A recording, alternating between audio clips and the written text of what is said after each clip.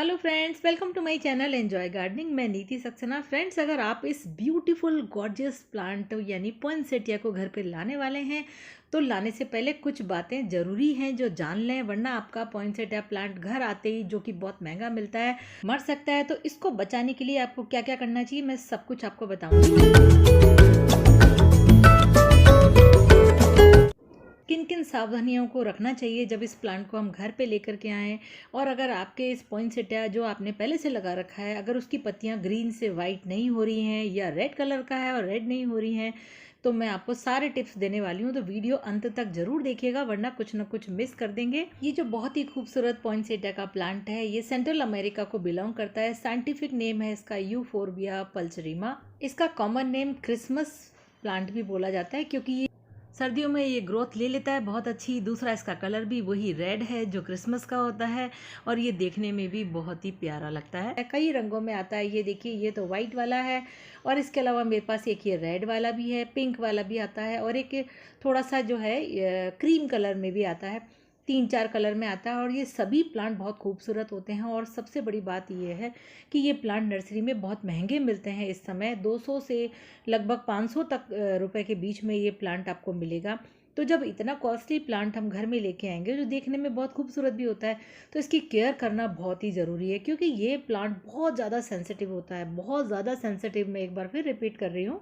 इसकी जो आपको ये रेड कलर की खूबसूरत जो है लीव्स दिखाई दे रही हैं, ये एक्चुअली दूर से ऐसा लगता है जैसे फ्लावर्स हैं, पर ये फ्लावर्स नहीं है। ग्रीन कलर की जो पेटल्स होते हैं, लीव्स होती हैं, वो टर्न हो जाती हैं बहुत तेज़ सर्दियों में इस तरह से रेड कलर में, या वाइट है तो वाइट में, या क्रीम है, पिंक है तो उस कलर में, जो कि दूर से ऐसा लगता है फ्लावर्स हैं। और इसीलिए इनको ब्रैक्ट्स बोला जाता है। इन पत्तियों को बिल्कुल एक अलग ही पैटर्न है, इसका वर्ल्ड सा बना देती हैं ये सारी पत्तियां इकट्ठे होकर, और दूर से बहुत ही प्यारी लगती हैं। क्रिसमस के टाइम पे ये बहुत ही खूबसूरत ग्रो करता है। बहुत सर्दी पड़ती है एक्चुअली उस समय। इस प्लांट को ग्रो करने के लिए आपको बहुत ज़्यादा बड़ा और गहरा गमला लेने की ज़रूरत नहीं है। 7 से लेकर के और 9 इंच तक के गमले में आप इसको आराम से लगा सकते हैं। कुछ लोगों का मानना होता है कि आप इस प्लांट को एक बार लेके आओ तो नेक्स्ट सीज़न तक ये बिल्कुल भी नहीं बच पाता। ये देखिए कितनी प्यारी सी इसकी लीव्स आ रही है, इसमें बेबी लीफ। पर ऐसा बिल्कुल भी नहीं है, आप इसको अगले सीज़न तक के लिए भी बचा सकते हैं। हमारे यहाँ स्पेशली राजस्थान में तो थोड़ा बचाना मुश्किल होता है, पर बाकी जगह इसको बचा सकते हैं, और राजस्थान में भी बचा सकते हैं अगर आप थोड़ा सा इसकी केयर करें तो। क्योंकि ये सर्दियों का प्लांट है, विंटर सीजन का प्लांट है, बहुत तेज़ सर्दी इसको पसंद होती है। इसको लंबी ठंडी रातें बहुत ज़्यादा पसंद आती हैं, दिन जो है छोटे इसको पसंद है। इस प्लांट का जो कॉम्बिनेशन होता है ना, बहुत अच्छा होता है। डार्क ग्रीन कलर के साथ लाइट क्रीम कलर, या डार्क ग्रीन के साथ रेड कलर, ये जो कॉम्बिनेशन होता है ना, ये इस प्लांट को और भी खूबसूरत और गॉर्जियस बनाता है। सबसे पहले बात कर लेते हैं इसकी लाइट की। मैं आज आपको इस प्लांट के बारे में सब कुछ बताने वाली हूँ, तो वीडियो आप बिल्कुल छोड़िएगा मत, स्किप मत कीजिएगा, वरना कुछ ना कुछ आपसे ज़रूर मिस हो जाएगा। तो इसको फ्रेंड्स दिन भर की लाइट ज़रूर ही चाहिए। लगभग 4 घंटे की सनलाइट इसको चाहिए। फिल्टर्ड सनलाइट भी दे सकते हैं, डायरेक्ट अगर देना चाहते हैं तो मॉर्निंग और इवनिंग की दे दीजिए, तो उससे ये प्लांट बहुत अच्छे से आपका ग्रो करेगा। बहुत तेज़ अगर उजाला आता है, जहाँ पे सनलाइट के जस्ट पास वाला एरिया होता है, वहाँ पे जब बहुत तेज़ उजाला आता है तो वो भी इसको बहुत पसंद आता है, वहाँ भी रख सकते हैं। अगर आपके घर में डायरेक्ट सनलाइट नहीं आती है तो पार्शल सनलाइट हो, छन छन के आती हुई सनलाइट हो, वहाँ भी इसको रख सकते हैं। बहुत ही अच्छे से ये प्लांट ग्रो करता है। नर्सरी से आप जब इस प्लांट को लेके आते हैं तो कुछ इस तरह के ये पॉट में मिलता है। आपने ध्यान दिया होगा, कभी ये प्लांट पॉलीथीन बैग्स में, ग्रोइंग बैग्स में नहीं मिलेगा। हमेशा ये इस तरह के प्लास्टिक पॉट में मिलता है, क्योंकि ये प्लांट बहुत ही ज़्यादा सेंसिटिव है, तो इसको पॉलीथीन बैग में या ग्रोइंग बैग में बिल्कुल भी ग्रो नहीं करते। सबसे ज़रूरी बात तो ये है कि जब आप इसको नर्सरी से लेके आएँ तो रीपॉटिंग इसकी बिल्कुल भी ना करें। इसको ऐसे ही इसी गमले में जैसे आया है वैसे ही लगे रहने दें। लेकिन फिर भी अगर आप इसकी रीपॉटिंग करना चाहते हैं तो कम से कम भी तो 1 हफ्ते तक इस प्लांट को अपनी बालकनी में लगे रहने दें, और इसको एडजस्ट होने दें अपनी बालकनी के अकॉर्डिंग, जो एटमॉस्फेयर है वहाँ का।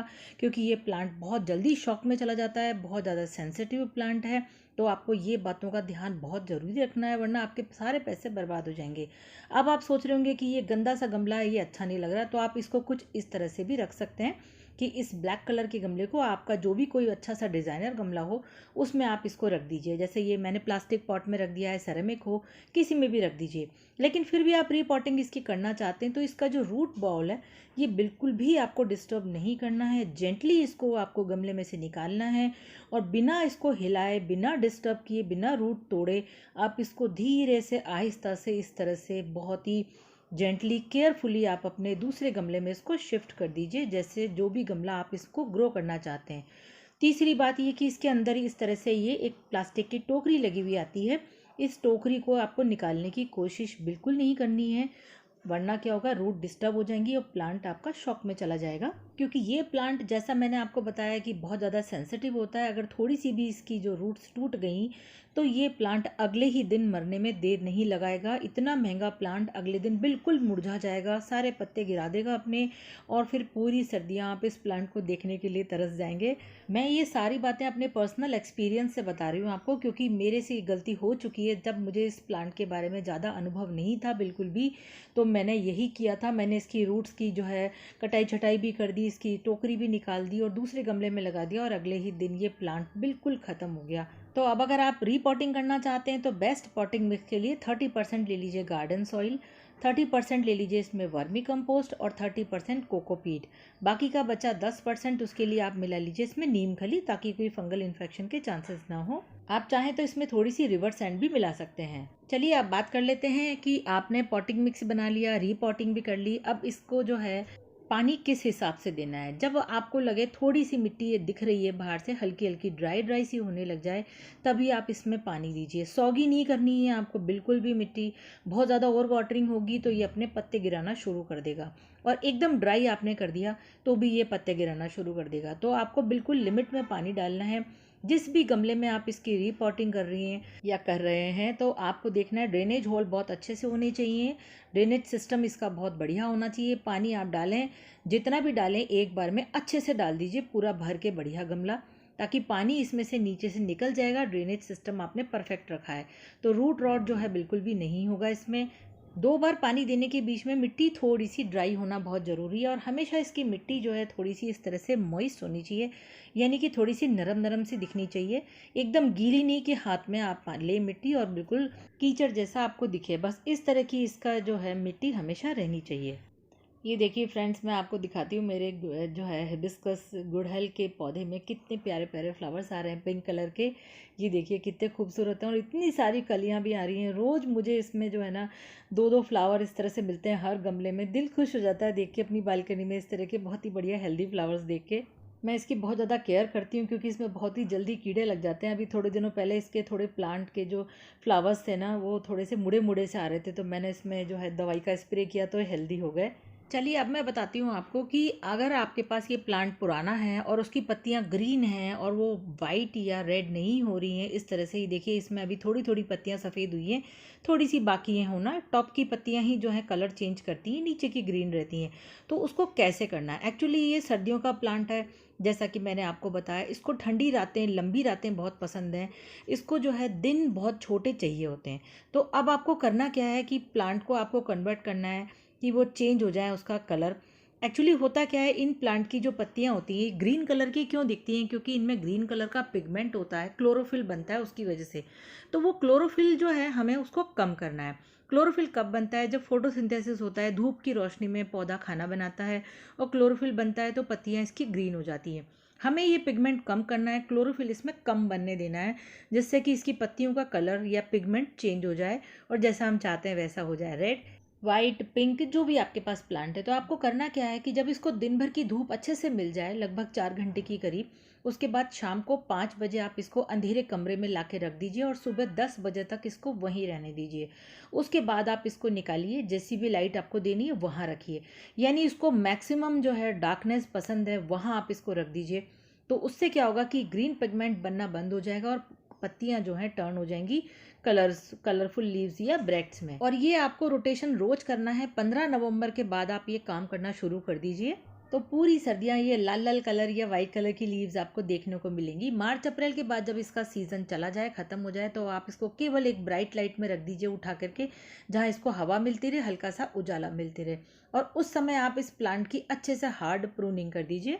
और जो प्रूनिंग करने के बाद जो इसकी ब्रांचेस निकलेंगी ऊपर से ट्रिमिंग करने के बाद, तो उस ब्रांचेस को आप जो है उसमें लगा दीजिए कोकोपीट में। जुलाई अगस्त के मौसम में प्रूनिंग कर सकते हैं, ताकि जब अक्टूबर नवंबर तक का मौसम आएगा तो ये आपने जो कटिंग्स इसकी काट के लगाई हैं वो अच्छे से ग्रो हो जाएंगी।